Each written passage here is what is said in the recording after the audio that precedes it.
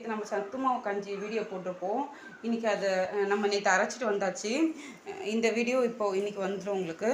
அரைச்ச மாவு இப்போ வந்து நம்ம இதை வந்து பால்லேயும் மிக்ஸ் பண்ணிக்கலாம், தண்ணியிலையும் மிக்ஸ் பண்ணிக்கலாம். வாங்க எப்படி மிக்ஸ் பண்ணுறது பார்த்துக்கலாம். இப்போது நல்லா காஞ்ச ஸ்பூன் எடுத்துக்கணும். டீஸ்பூன் எடுத்து நம்ம இதில் ஒரு ஸ்பூன், ஒரு அரை ஸ்பூன், 1.5 ஸ்பூன் சேர்த்துக்கிட்டாவே போதும். பால் இங்கே காஞ்சிட்ருக்கு. ஆல்ரெடி காய வச்ச பால் தான் சூட் பண்ணிகிட்ருக்கேன். இப்போது இந்த டம்ளரில் பவுடர் போட்டு வச்சுருக்கேன்ல, இதில் தண்ணி சேர்த்து நல்லா கட்டி இல்லாத மிக்ஸ் பண்ணிக்கலாம். கட்டி இல்லாத நல்லா மிக்ஸ் பண்ணியாச்சு. இப்போது பால் காஞ்சிச்சுன்னா நம்ம இதில் எடுத்து ஊற்றிக்கலாம். அடுத்து பாலில் நம்ம இதை சேர்த்துக்கிட்டு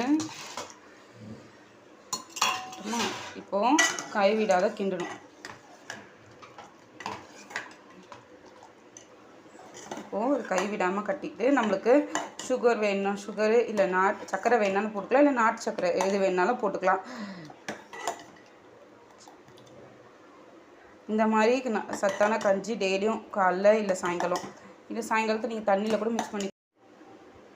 பாய் ஃப்ரெண்ட்ஸ், இந்த மாதிரி ரெசிபி நீங்களும்